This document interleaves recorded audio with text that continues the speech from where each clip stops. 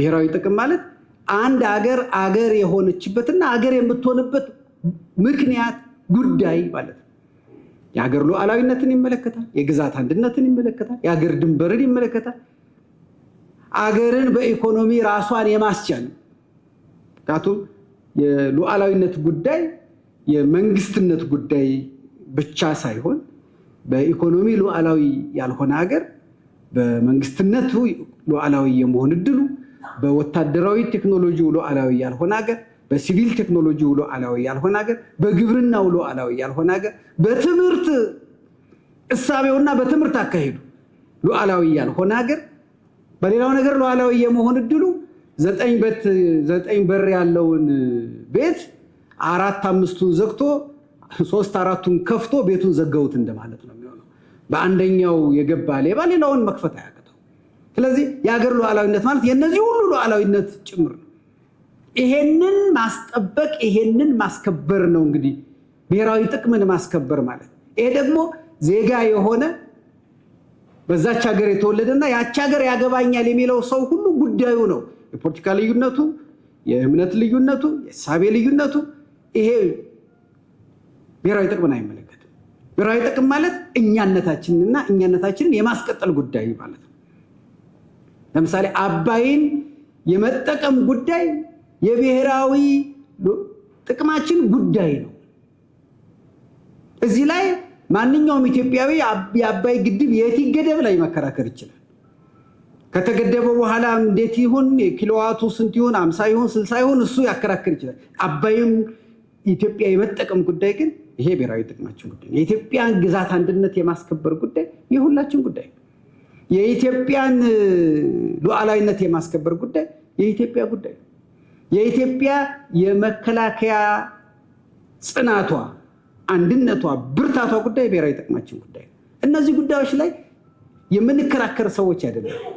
እነዚህ ጉዳዮች ላይ የሚኖሩት ክርክሮች የበለጠ እንዴት እንስራ በሚለው ላይ የሚኖር ክርክር ነው።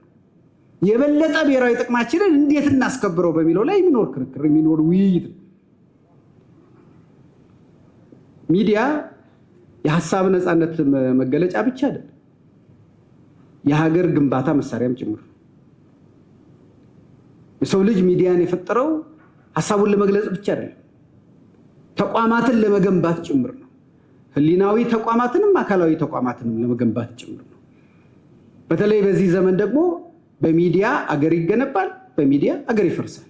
ይህንን ማንም ማስረጃ ወደኋላ ሊትሬቸር ሪቪው ሳያስፈልገን በዘመናችን ያሉትን በሙሉ የምናየው አገሮች እንዲፈርሱ ሲፈለጉ መጀመሪያ ህሊናቸው ውስጥ ያለው አገር ነው እንዲሸረሸር የሚደረገው። በዜጎች ውስጥ ያለችው አገር ለምን አገር እንደምታውቁት የህሊናዊም የቁሳዊም ድምር ናት። እንደሱ ባይሆን ኖሮ በአድዋ ዘመቻ ከባሌ የተነሱ ሰዎች መቀሌ ድረስ ባልዘመቱ ነበር። ወደማያውቁት ሀገር ነው ኢትዮጵያ ተደፈረች ሲባሉ የሄዱት። እንዳሁን እንኳ በቴሌቪዥን በሬዲዮ አላዩ፣ አልሰሙ፣ በጋዜጣ አላነበቡ። ግን አገር ህሊናዊም ጭምር ስለሆነች እነሱም በህሊናቸው አገር ለሚሏት ጭምር ነው የዘመቱት። ኢትዮጵያ በዚያድ ባሬ በተወረረችበት ጊዜ የዘመቱት ሰዎች ምስራቁን ኢትዮጵያ የሚያውቁት ሰዎች ሁሉ አይደለም የዘመቱት።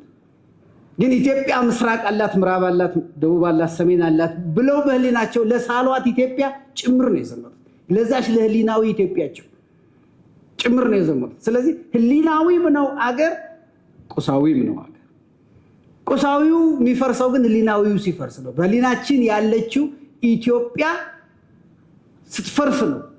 ከዛ በኋላ በአካል ያለውን ድንበሯን፣ ግዛቷን መነጣጠልና ሌላውን ተቋማቷን ማፍረስ በጣም በጣም ቀላል ነው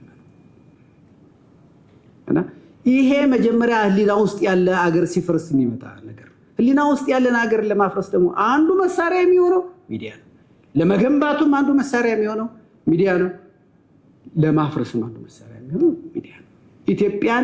ኢትዮጵያ እንድንገነባ ኢትዮጵያውያን ያደረጉት እንደሆኑ ዘመናዊ ሚዲያ፣ ቴሌቪዥን፣ ሬዲዮ፣ ጋዜጣ ባልነበረበት ጊዜ የቃል ሚዲያዎች ናቸው የገነቡት።